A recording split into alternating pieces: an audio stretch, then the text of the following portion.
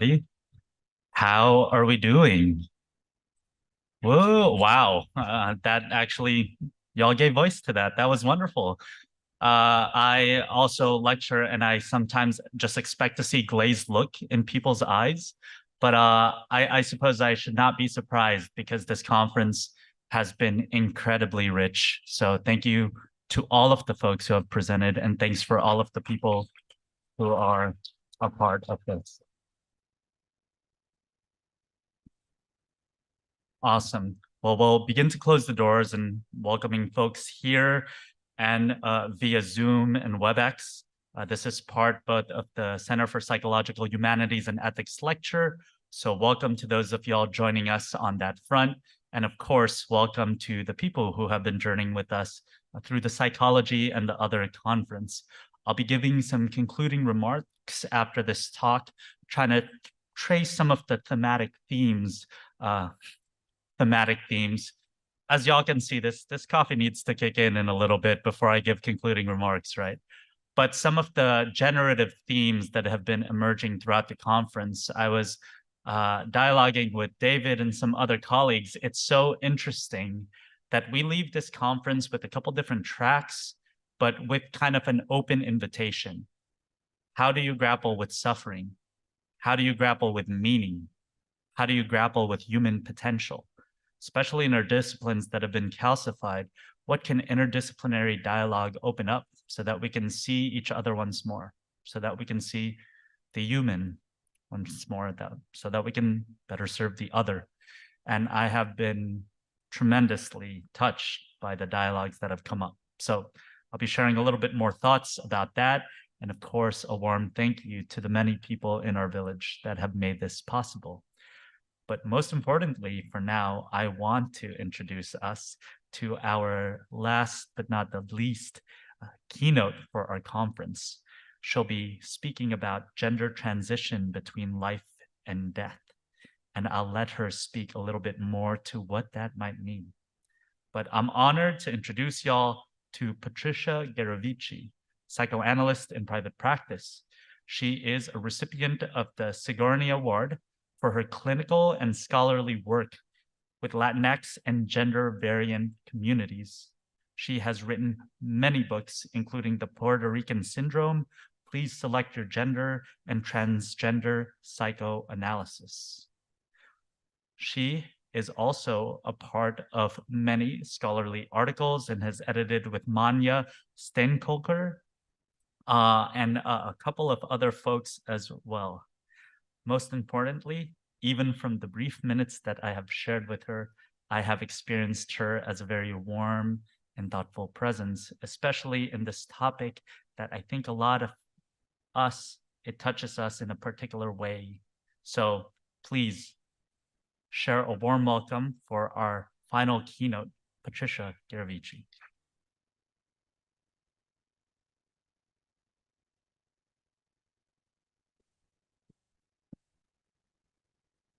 Thank you, Muki. Thank you, Muki Manali, for such a nice, warm introduction. Many thanks to the psychology and the other organizers. It has been a fantastic conference. Thank you to the Boston College for hosting us, also to David Goodman. And thank you to be here. It's a proof of resilience. It's been a very intense 3 days and 4 days for those who arrive on Thursday for the seminars. So thank you to be here today with me. And maybe the idea, we are reaching the end of the conference, and the idea of the end as the possibility of a new beginning is one of the themes I plan to discuss today with you. The title of my talk, and I'll see if I can, there it is a gender transition between life and death. I will take as point of departure a clinical vignette.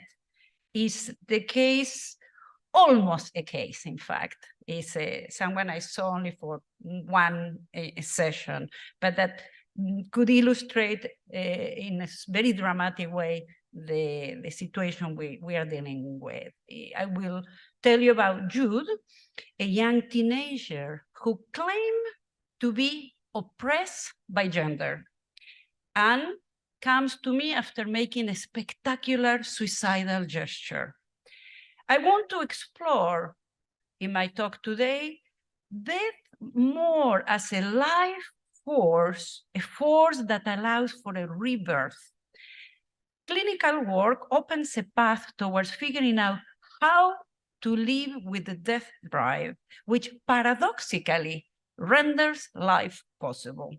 Here, death emerged not as the opposite of life, but rather as a condition for life.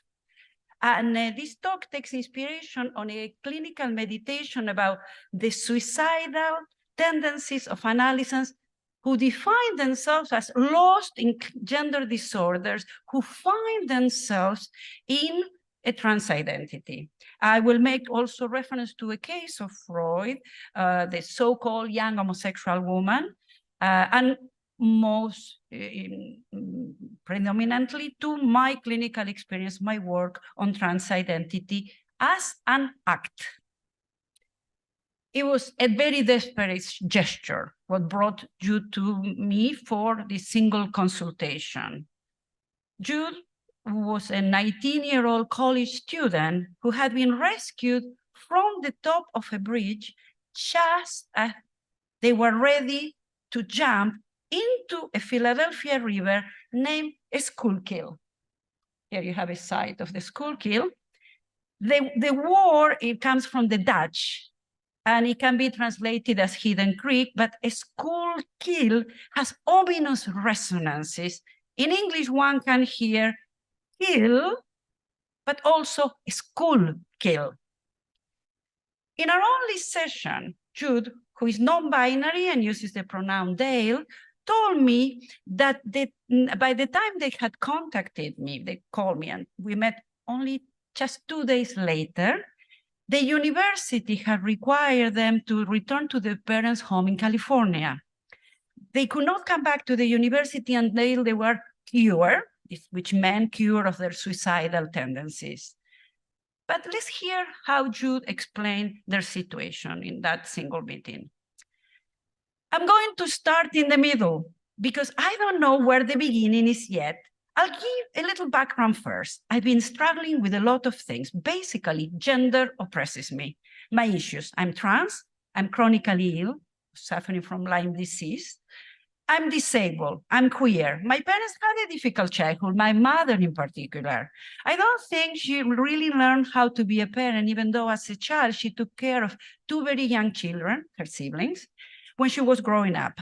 I ended up replacing her in that role with my little brother and sister. I felt like my childhood was cut short. This feeling of despair came to me as a young child while caring for other children. My childhood was cut off. My parents had been drug addicts, which I realized very early on. I tried not to care that they were high, always drunk or stoned or worse. It was a toxic and violent environment at my house, very unstable. We went through a lot of different kinds of abuse and shit growing up. For me, it started when I was in elementary school. I was around 10 years old when I started drinking my dad's booze, smoking his dope and other things. I smoke pot a lot, and I still do. It relieves my pain and my anxiety. I know I will continue. At school, we used to take all kinds of stuff. I would black out more often than anyone else. I've struggled since I can remember, and I still struggle. I think it had to do with how I grew up. Also because of gender. No matter how much I change my pronouns, I still feel oppressed because of gender. End of the quote from Jude's words. Their passagal act, their attempt to jump into the river, seemed to me part of a quest to kill, a passage through death that may have brought Jude back to life. This 19-year-old told me at the time of the suicidal attempt that their life felt no longer livable, that their anxiety was so intense that they felt they could not go on. And happily, we were limited. We had this only encounter, but I will continue with all the information I was able to gather in that encounter. They report that they didn't feel at ease in the gender they were assigned at birth. And the suicidal gesture looks like a symbolic killing in order to be reborn. Placing themselves in a place in between the gender binary was not enough to generate a space to imagine themselves alive. One may say, like the writer Samuel Beckett, who complained to his analyst, that he felt that he had never been properly born, should have been only half born. This calls up to mind a very cryptic joke of Freud, the predicament of Jude, is this idea that never to be born would be the best thing for humans, for mortal humans. For Freud, the idea that scarcely one person in 100,000 is never born is a kind of nonsensical joke, because this nonsense contained in the statement implies that if you were never born, you would not be immortal, you wouldn't exist, or collectively that the category of mortal humans wouldn't exist. So then, not fully born, where to begin? How to exist? Let us know that when Jews started giving an account of themselves, they started talking about their life saying, and I quote, "I'll start in the middle because I don't know where the beginning is yet." End of quote. There is no clear place where to begin their own narrative, as if their own origin would be uncertain. Jews had a hard time placing themselves in their genealogy. They declare themselves oppressed by gender, but let's recall that gender is a formation that involves designations of sameness and difference. While feminism made us very aware that gender is a social contrast and not an anatomical destiny, most people do not know that the concept of gender is older than commonly accepted and has a charred history revealed by the etymology of the word. The term dates from the ancient world, derives from the Latin genus, family, clan, race, lineage. The Latin word comes from a Greek root, which means to give birth, an originary separation. Aristotle used it in his system of classification to denote difference and similarity. The term in its current usage retains these early meanings of belonging or not to a group or class. The word derived from Middle English, from the Old French genre in the modern genre, based also on the Latin genus birth, family, nation. The earliest meanings were kind, sort, genus, and type or class of noun, etc. Also, one of the senses of the Latin root genus. We then find traces of the root, this idea of in the word generation. While gender, as currently understood, is the socially constructed meaning designating difference between the sexes, sexuality remains closer to the body, a body that is always marked by class, race, ethnicity, nationality, and transnational movements. In everyday vernacular, the word gender is used to determine whether we experience ourselves as male or female, or maybe something else, and is thought to encompass a vast range of identitary possibilities, an evolving conviction about oneself. Today, when we think of gender, it is often assumed that it means an identity issue, the expression of an inner truth. This usage is the derivation of the work of psychoanalyst Robert Stoller, when he proposed in the 50s the idea of core sense of gender identification, the notion of a self that is located somewhere on the gender continuum or even outside of it. But this psychoanalytic conception that dates already many decades, at times it is contradicted by the lived experience. And this defined contrast between gender and sexuality does not necessarily describe how people think of themselves, and that semantic discordance is often expressed in what we hear in the analyst's office.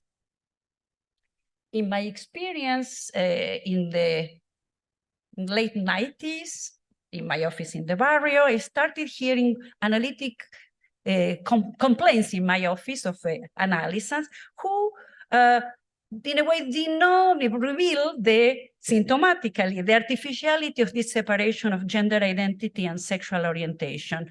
And some were no longer asking questions, in the classical question in the presentation of hysteria, am I a man or a woman, or what is a woman? Ontological questions concerning gender identity, but they were asking themselves, am I straight or bisexual? In the latter formulation, we see an uncertainty about their being, conflating object choice with sexual orientation as a marker of identity. Jude also said that they felt like a parent-child, a parentified child, placed neither as male nor female. This calls up a famous case, who I think is the case most discussed in the psychiatric and psychoanalytic literature, and you may be already thinking about President Schreber, who was described by Deleuze and Guattari. Am I clicking right? I maybe need the next one. Described by the French philosophers as Freud's transsexual. I like in their important analysis, I'm referring to Anti-Oedipus, the French philosophers argues that Schreber is not just Freud's transsexual, in a way inaugurating a history of psychoanalysis and trans issues that dates back to that encounter of Freud with the text of Schreber, but they describe Schreber as, quote, trans alive, dead, transparent child. Indeed, Schreber may feel like a living dead, but can imagine an afterlife regenerated in a mystical transition from man to woman. Jude have not yet found a solution after this single session, returned to California to live with their parents, both functional addicts, recently divorced. Jude's parents work in the film industry, have a lot of money, and continue to use drugs, legal and illegal drugs, heavily. I know that Jude is still alive, having dropped out of school for the time being.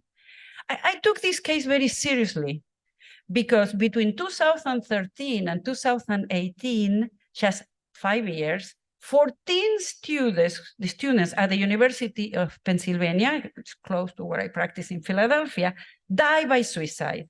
And I had personally had the opportunity to supervise some of the psychotherapists that work in the counseling center at the university, CAPS, and I found them unprepared and overwhelmed by the task at hand.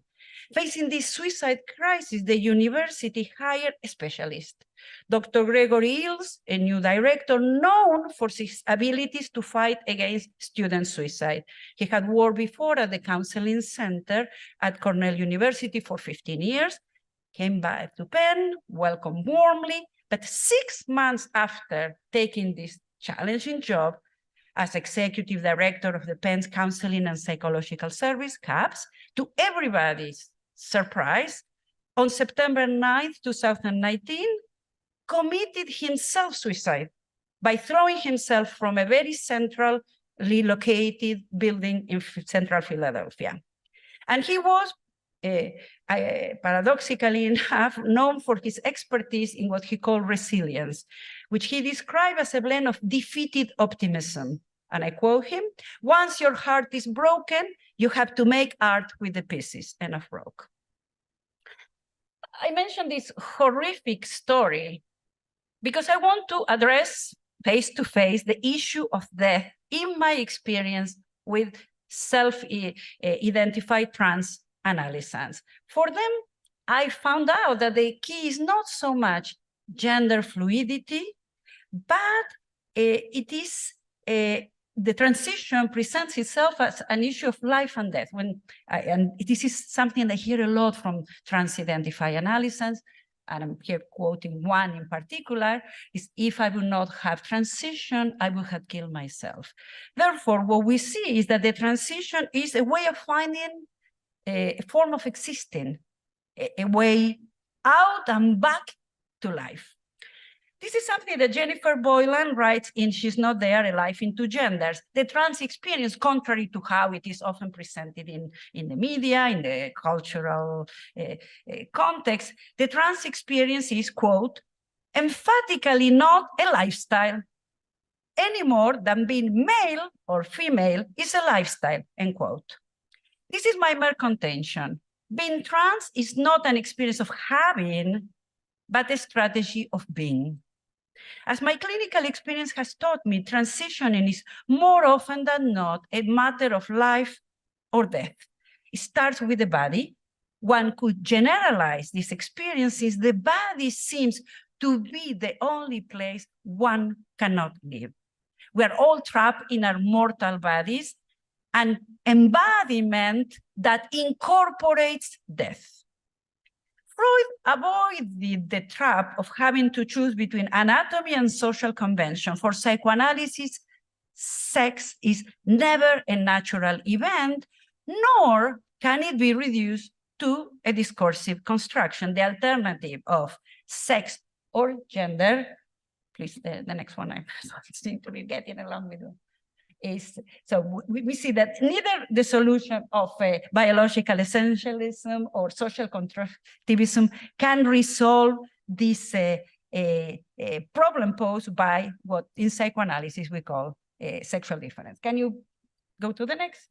So the alternative sexual, neither sex or gender is a false alternative, because sexual difference is neither one or the other, because gender needs to be embodied while sex needs to be symbolized. Superseding the binary of sex and gender, neither sex nor gender fully express the radicality of the difference at stake. Both sexual orientation and gender identity are approximations for something that cannot be symbolized or imagined. Psychoanalysis calls this impossibility sexual difference. Let me see if I can, I could manage. So I mentioned President Schreber, who was never treated by Freud, as we can see. He worked on he did a reading of a memoir, but I will maybe focus on a case that actually Freud had in his office, and is the case of the so-called young homosexual woman, also known more recently as Sidonie. I'm sorry, I cannot, if you can, thank you. You can move to the next. Here we have Sidonie Silag. Her real name is Margaret, known at home as Gretel Zonka. In this case, I want to mention it, and I will go rapidly. It's a fascinating case. It's maybe worth developing a whole day conference to it, because it's an interesting case material. We have several accounts of it. What I would like to focus on today is that in the case of the so-called Sidonie, we have a difficulty that calls up what this patient Jude was presented, an inability to find a place in the family genealogy, an inability that may have precipitated the suicidal gesture. In many suicidal people, the passage to the act implies a negation of death, which is the consequence of a fantasy of a new beginning. Most people who have suicidal ideation often imagine themselves still alive after the suicide, if only to imagine the effect the suicide will have on the loved ones. When there is no origin, one must create an ending in order to start somewhere. To quote again Beckett, and this is Ham in Endgame, the end is in the beginning. Only the end lets you go on. And maybe this could have repercussions, ramifications onto how we think of the psychoanalytic cure. If we don't think that it will end, maybe we cannot get it started. But let's go back to the case of Sidonie. I will quickly sum up the outline of the case. Many of you may be familiar with the case, but I will refresh your memory just in case. It's a young woman who was treated somewhere between 1918 and 1919, a vivacious 18-year-old from a Viennese family of good standing, says Freud, brought to treatment after a love affair with a woman that first unleashed a social scandal and was then followed by a dramatic suicidal gesture. The parents bring Sidonie to Freud, not really to cure her homosexuality. Freud was very clear that this was not an objective in the treatment.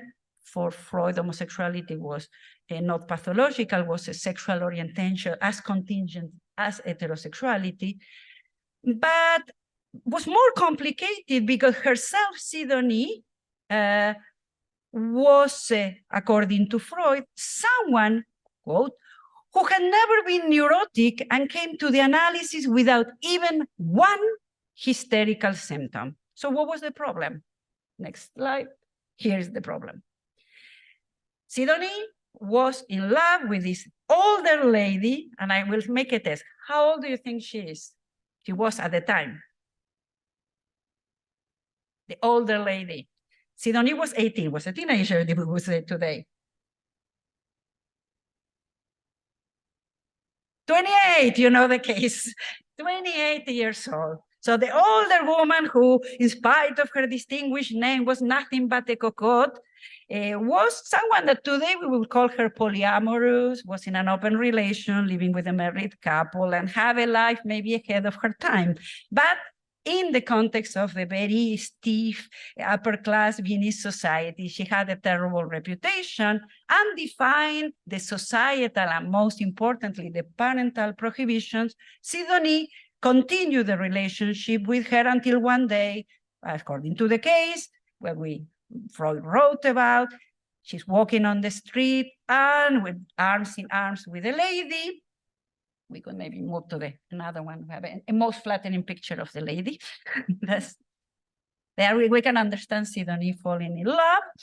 So they are walking and they ran into the father, in Sidonie's father, who cast an irate look at them. And the young woman confesses that this angry man was her father who had forbidden their friendship. Incest. The lady stated that under those circumstances, she did not wish to see Sidonie ever again. On hearing these words, Sidonie rushed over to an overpass, a railway line in the streets of Vienna, and jumped.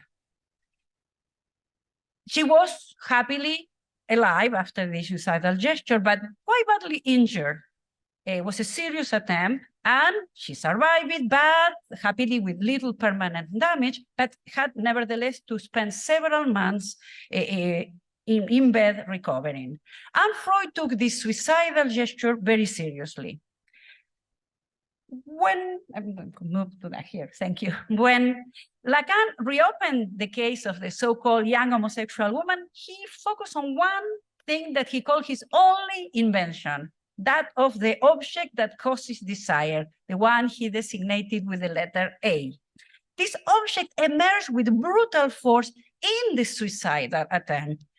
There will be two more extremely dramatic attempts in her life. I have all this fantastic information thanks to, maybe next slide, is the biography is Ines Ryder, is a journalist, and Diana Boyd, a cultural studies scholar and a journalist, interview the patient herself at the age of 99. So psychoanalysis, the key to longevity. You will live and she lived an amazing, fascinating life. And they talk to her and get a lot of information about this incredible life that is as larger than fiction. I say reads reads like a novel, the book. And we will see there in very interesting information to look back at what Lacan focuses when analyzing this case. under the label of what he calls this acting out. He's interpreting Lacan, Sidonie's defiance, the fact that she was strolling down the street in the arms of the lady, as what he calls acting out.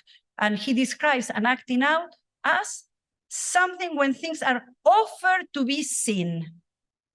Is the expression donné à voir, given to be seen.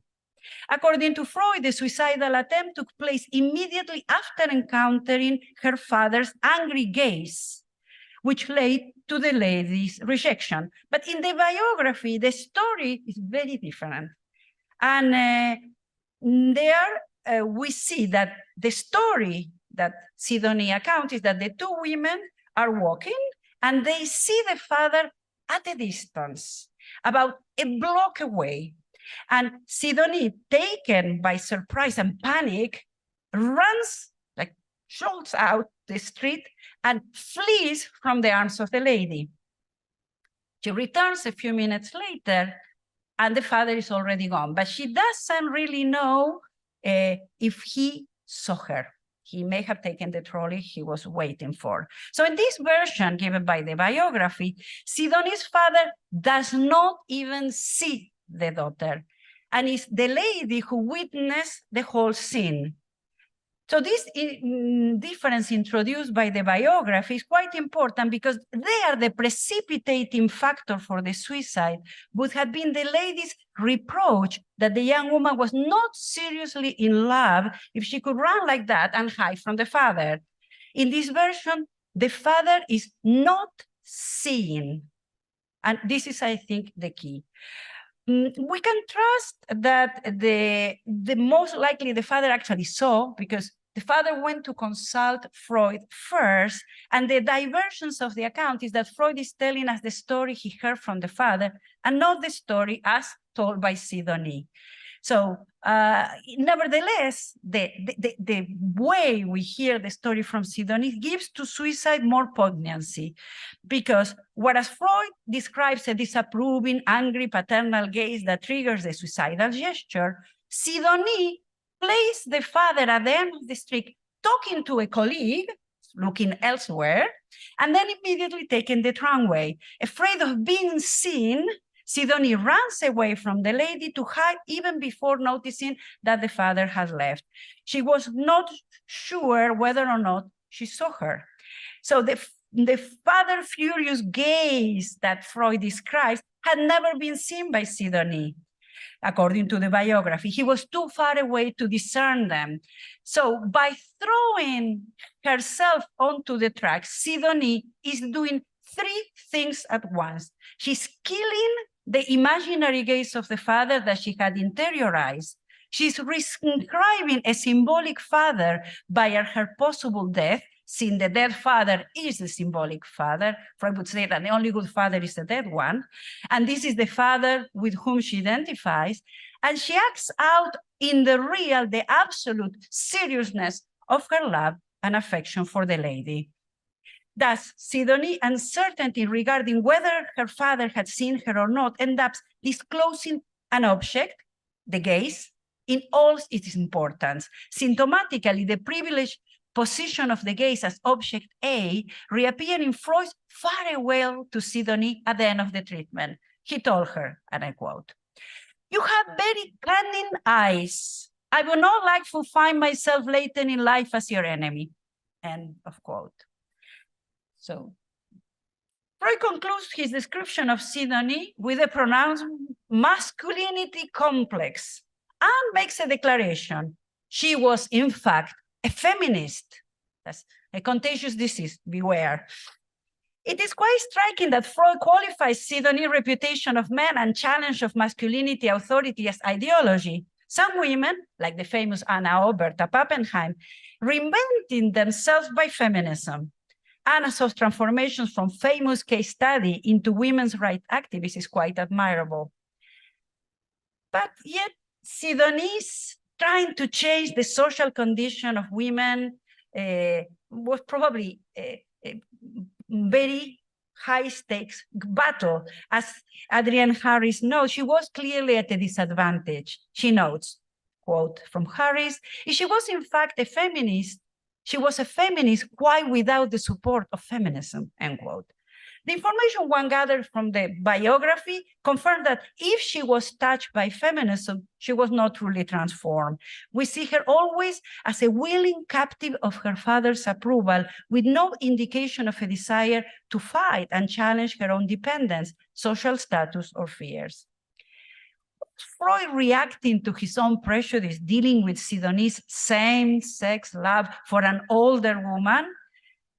We saw she was only 10 years old, 28, not that older woman. Needless to say, it was obvious that Freud was full of contradictions. He both went along and broke with the prejudice of patriarchal thinking on femininity and homosexuality. But how do we understand the fact that he ends the treatment in a very abrupt manner after a dream that Freud labels as a lying dream? Can one lie in dreams? It's very complex. So I will not go into the details, but just simply say that the root of Freud's resistance or initial skepticism about the treating of homosexuality, which was not something that needed to be cured, is a skepticism that is reiterated at the end of the case when he states that it is not for psychoanalysis to solve the problem of homosexuality. Or was it that Freud could not continue the treatment of a female homosexuality before he had solved the problem of femininity? Well, he called, unhappily so, dark continent, something that still eludes him. Fundamentally, the mystery of the other sex is a question that concerns not just Freud, but men, women, and possibly others who do not identify either as men or women. As in Freud's case, my clinical encounter was also precipitated by a suicidal gesture. With the young homosexual girl, as Freud calls her, he analyzes the suicide by listening very attentively to the words she uses to describe. And he knows that her fall in German is the word niederkommen, meaning both to fall, but also to give birth to a child. And Freud makes use of the Oedipus complex and says that her Oedipus complex had been resurrected and that she wished to have her father's child after her mother at the same time had given birth to a baby brother. Freud stated that this young woman had been frustrated in her desire to have a child from her father, for she fell through the fault of her father. Freud's hypothesis of Sidonie's homosexuality was a result of a broken promise based on an exchange of gift economy. The persistent question is whether this symbolic gift of a child is equivalent to a woman's desire to have a child, and whether this desire can be the same as her desire to become a mother. It's important to know that the Freud's case begins with the word homosexuality and ends with the word motherhood. But the missing word here is femininity, a word that is not only not addressed properly in the case, but seems to remain out of reach for the unconscious as well. Sidonie's case can be perhaps understood in a different perspective in terms of giving birth, going back to the niederkommen, but not the Oedipus father, child, but Sidonie giving birth to herself. Sidonie was not then suffering from a frustrated desire to receive a child from her father, but she was not properly positioned in the family lineage. In the biography, we document many painful rejections from mother to daughter. On one particularly humiliating occasion that I think is a good paradigm of their relationship and the conflict that Sidonie was confronting, Sidonie and the mother were staying at the spa. There were only the two of them. And the mother, away from the husband, seemed happier than ever, enjoying the attention of men. Apparently was a very attractive woman and loved to flirt with her admirers. One of those admirers, struck by Sidonie's beauty, compliments the mother by saying how beautiful her daughter is. And she responds immediately by claiming, "I don't know, Sidonie is not her daughter. She's an acquaintance." And Sidonie immediately reacted, locked herself in her room, and spent 2 days locked up in her room, crying, inconsolable, refusing to speak to the mother. Is it the mother's desire to appear as the only desirable beauty that leads to the exile of her daughter from the family system of kinship? The mother pretends that Sidonie is not her daughter, cutting off all ties with her. The predicament of Jude, the teenager I mentioned at the beginning of my talk, was similar. Let's recall that he described their mother like a child herself who did not care for her own children, was taking care of children as a child but not as a parent, as if they were not her own children. So let's move on. So to maybe sum up, is gender an act? If gender is not a given, we seem to all agree about that, is it an act? Freud always questioned the idea of normality in human sexuality. What is proper to psychoanalysis is not heterosexuality, but a sexuality that undoes stable binary categories as evidence in the general erotic disposition to perversion, which makes of deviance the norm. Psychoanalysis problematizes gender, sex, embodiment, and has the potential to energize discourses like queer and trans discourses. Looking at the recent violence generated by controversies around identity, in particular around the trans experience, I wonder what is that creates such a strong backlash? One thing that one sees made evident by trans embodiment is an observation that Freud made early on, and I quote, "What constitutes masculinity or femininity is an unknown element, which it is beyond the power of anatomy to grasp," and we may add also the power of the unconscious to grasp. We are fundamentally bisexual. Our sexual identity may seem settled in one possible identity, but is in fact precarious. That's something that was presented by Anne Pellegrini and Arisa Ketopoulos, is constantly fluctuating, as suggested by Lacan's idea of the formula of sexuation as mobile sexuated positionings. Jacqueline Rose observes that, quote, "The border of sexual difference is at the forefront of the so-called culture wars today, provoking vitriol so toxic that is indeed effectively shutting down all debate," end quote. She notes that, quote, "One thing that the trans experience has brought irreversibly to the surface, it is surely that the argument of what constitutes sexual difference, like the internal process of uncovering your sexuality, never stops," end quote. Yet, Rose notes that when trans persons are deprived of the right to define their gender, or are denied access to gender-affirming healthcare, or gender confirmation surgeries are prohibited, gender is treated as a fixed, absolute, stable category to which some people have access and others not. Often the trans experience is attacked as a matter of jouissance, neglecting the dimension of desire. Desire as what makes life worth living. Desire, as Spinoza proposes, is what defines human beings. This is also one lesson I take from Andrea Long-Chu. She considers transition not in terms of identity, but of desire. She writes, "How can you want to be something you already are? Desire implies deficiency. Want implies want. What makes women like me transsexual is not identity, but desire." Interestingly, Andrea Long-Chu avoids the discourse of authenticity, which is something we hear a lot. Chu conceives of desire in its non-arrival as a prime mover, I quote.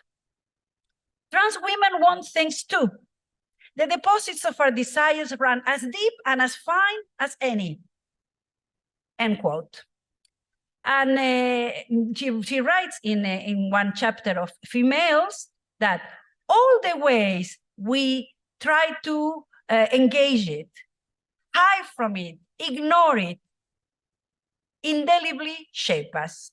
desire for Chu is gender's centrifugal force, is what makes us, in the case of the, we can move to the females, that is a very humorously titled, Everyone is Female and Everybody Hates It, is all the ways we try to engage with it, hide from it, ignore it, indulge it, indelibly shape us. And she has also another feisty title in a New York Times op-ed, My New Vagina Won't Make Me Happy, and it shouldn't have to. Takes clearly in that title, taking explicit distance from a sort of eudaimonistic ideal that prescribes transitioning with the ultimate goal of achieving permanent happiness. Chu instead writes, transition doesn't have to make me happy for me to want it. Left to their own devices, people will rarely pursue what makes them feel good in the long term. Desire and happiness are independent agents. Indeed, happiness is often invoked to deploy biopolitical mechanisms of discipline, to neutralize danger, to fix useless or disturbed populations, allegedly increasing the utility of individuals. And here we hear echoes of Foucault. Within psychoanalytic theories, as Foucault notes, there has been a certain disciplining, and there have been a sad history of stand-on assumptions for gender formation, psychosexual development, duality of sex, and so on. We hope that the variegated experiences, forms of embodiment that, for instance, that trans experience made explicit would challenge this idea of a fixicity of the binary of sex difference, or the idea that there is an authentic gender one should arrive to. And maybe we could move on to perhaps beyond this primacy, a certain model of solution to the conundrum of sexual difference, all the disavow stories of coloniality and structural whiteness. Going back to Chu, she may not be happy, but she's having fun. Nature has, after all, a sense of humor, as Hegel and Zizek have noted. Perhaps sex is a joke of nature, since at least for cis males, it, quote, this is from Hegel, combines the organ of its highest fulfillment, the organ of generation, with the organ of urination, end quote. Whether you play it straight or not, the comedy of the sexes uses the mask of desire to perform a multiplicity of roles. So how to assume one's persona, one's mask, if one feels born in a body that contradicts the sense of self? And Lacan has a little comment about birth certificates. We know for the trans experience play quite an important role in terms of the interpellation of society. And he writes, I was born. I repudiate this certificate. I'm not a poet, but a poem. A poem that is being written, even if it looks like a subject. A birth certificate, as we know, is an official document, is issued to record a person's birth. And it includes symbolic markers like name, gender, date of birth, place of birth, and parentage. It's a vital data that is determined in advance, and we have little agency over it. But the subject as a poem, that's another thing altogether. Since etymologically the word poems means thing made or created, Lacan's remarks make us think of the subject as a creative invention, a making new. And maybe this is something that could be a good ideal for the end of analysis, a making new. And here I clearly am taking distance from the position sustained by many Lacanian analysts of assuming that trans people are outside sexual difference. I would say that, at least in what has been my clinical experience, is not being outside sexual difference, but rather live trapped in it. And I argue against many Lacanians and some classical Freudians that the wish to transform the body, maybe implying asking for the help of the skilled scalp of a surgeon, is not a strategy of eluding or negating sexual difference, but on the contrary, it usually entails a heightened concern for sexual difference. And the transition appears as a creative making new.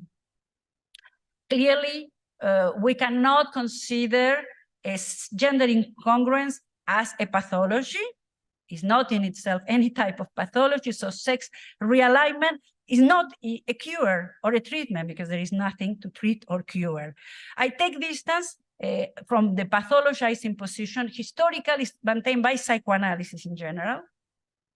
And I make use of Lacan's lay theory of the symptom to propose an ethics of embodied desire capable of fundamentally rethinking sexuality by taking seriously the question of mortality inscribed in sexuality.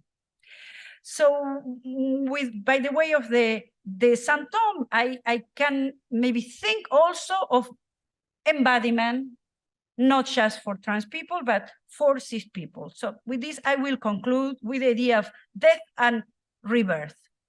Today, we see analysts in our practice who tell us that the sex they were assigned at birth does not align with the gender with which they identify, proving that in matter of gender, anatomy is not destiny. But some report a peculiar experience of their body, which confirms that to have a body, English is very revealing, give us an access to the unconscious. We are not bodies, we have them.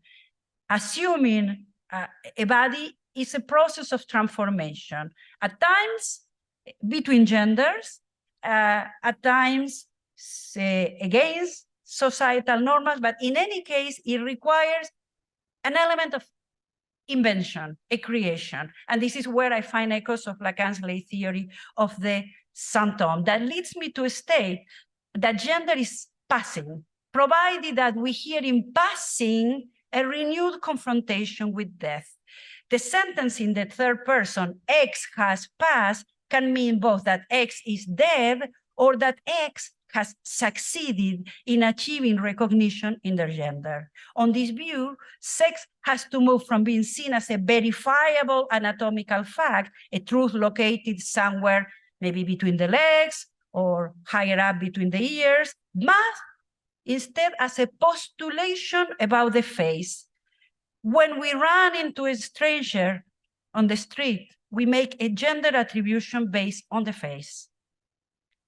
And here I find echoes of what Levinas proposed, that if assuming that gender is not simply an intelligible performance, as Butler argued in the 90s, but the recognition of a face in the way Levinas presented it in Totality and Infinity. My recognition of the other's existence through the infinite distance that is required, that I let these other live as they are, or more precisely, that I refuse to let them die or be killed. There is one interesting linguistic symptom in recent controversies around trans-identified subjects, the word death naming, that is this violent act committed often by cis people when they call a trans subject with their birth or former name. This death naming plays on the fact that trans rebirth posits life against death. If pre-transition trans persons do not feel fully alive, the strategy to find a livable life goes from a first birth to a second birth through death. And here I quote the words I find very important of Griffin Hansbury, that transition itself is a form of death, and that death paradoxical becomes the condition for a potential social and psychical rebirth. If sex is linked to death and reproduction to mortality, sex speaks to a violence inside life intertwined with loss. Such loss can at times prevent any life. Against this, psychoanalysis insists, like Hegel had it, that one must look at death in the face. Psychoanalysis thereby gambles on the possibility of living through death. So I will conclude by saying that, as T.S.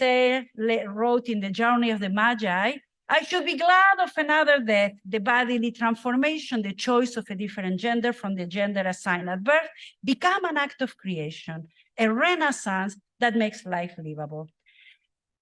And keeping in mind that sexual identity issues revolve around a body, a particular body, one that one is not born into, but that one becomes, I would call up maybe the tragic figure of Antigone. Are my trans analysans who do not feel that they have been born fully in a position that would call up that of Antigone? And here I follow the elaboration of Elisa Marder, who claims that Antigone is unborn. She argues persuasively that Antigone is not, as Lacan would have it, between two deaths, but rather between two births. In Greek, Antigone means anti-generation, or against birth, or against offspring. Marder writes that, unlike her father Oedipus, whose name was swollen foot, and it becomes the very signifier that resolves the mystery of his birth, for Antigone, she bears a name that recalls the long history of her criminal paternal lineage, in which her slain brothers are merely the final chapter, and calls the very possibility of her own life into question. Antigone's name, while it summarizes the complex family situation, parricide, incest, in which she was conceived, it, and I quote here Melissa Marder, negates the particularity of her own existence and marks her as the figure who is destined to be the family's line's end. Her life story was over before it began. As she herself says repeatedly through the play, she does not fear death because she's not alive. She's still unborn, born, still dead. End of quote. So here we have Antigone proposing this possibility of maybe is Antigone anti-birth, but maybe also anti-gender. While the tragic figure of Antigone was considered by Lacan a turning point, because she was the paradigm of someone who acts according to an ethic of never yielding on one's desire, I prefer another figure proposed by Lacan, and with that I will end my presentation by calling up the next slide, which is figure of Tiresias. This is the artist Casillas. Because Tiresias, according to Lacan, was not just an inspiration, but she was not only the role model for psychoanalysis, according to Lacan, was going to be the patron saint of psychoanalysis. We know, and we remember, that Tiresias revealed the truth to Oedipus when the king was looking for the origin of the ills rife in Thebes. Freud himself identified with Tiresias because Freud was in a way also a blind prophet who sees the truth. But not only that, because of that, because Freud himself did a little play with maybe gender and hormones, at least sex hormones. While he was fighting his cancer at the age of 67, Freud underwent what was called at the time a Steinach operation. This surgery is described in medical jargon as a castration. It's simply a vasoligation. But he hoped at the time, and it was extremely popular, this operation, to the point that it became, like Google became a verb, people were Steinach. And several thousand of these surgeries were performed during the 20s. It was a very popular operation that proposed eternal youth. So this reactivation surgery, as Steinach would call them, were based on speculations about not just the aging process, but also about important discoveries about sex, glands, and hormones that were the beginning of all sex confirmation, gender reassignment, and confirmation practices and operations. With this act, Freud realized that psychoanalysis had to push the sexual issue beyond the Darwinian concepts of instincts and evolution. It needed to be forced to move in the direction of the death drive in the hope of progressing even further beyond death itself. But in the Odysseys, we see Tiresias as a ghost. He's blind, he's a shade among shades in the underworld. But if the rites are respected, if he's offered blood to wake him up, he will tell Odysseus how to go home. Tiresias incarnates truth beyond life and death. The unconscious, like an angry Oedipus, resists the truth. Only an act can introduce what the unconscious does not want to know or cannot know: death and sexual difference. Since the unconscious has trouble speaking of sexuality, gender appears neither as an attribute nor as a noun, but rather as a verb, because it conveys an action, an occurrence, and a state of being. What psychoanalysis called the declaration of sex is an act that transforms the subject into an author. An act means an action by a person, but also a statutory plan passed by Congress or any legislature, which is a bill until enacted when it becomes law. It is up to us, psychoanalysts, to support acts as a form of writing, inscribing something said, done, or agreed. Thank you.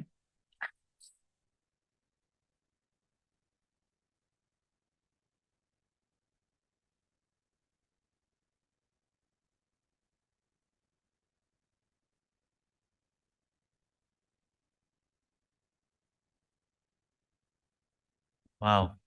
Thank you so much, Patricia. I think there's a lot there for us to digest and chew on, a saying that's beyond the said, and an invitation to see gender as a form of becoming beyond death. Sadly, we are out of time for questions. However, of course, I invite y'all to take these conversations with you. And of course, feel free to tag Patricia and I after the session if you would like to continue the dialogue. As a way of concluding, I'd like to just give an invitation to some of the themes that have come up, a little bit of thank yous to our community, and a concluding question for us. Goodness, time, justice, race, brown, blackness, gender, ancestors, desire, becoming.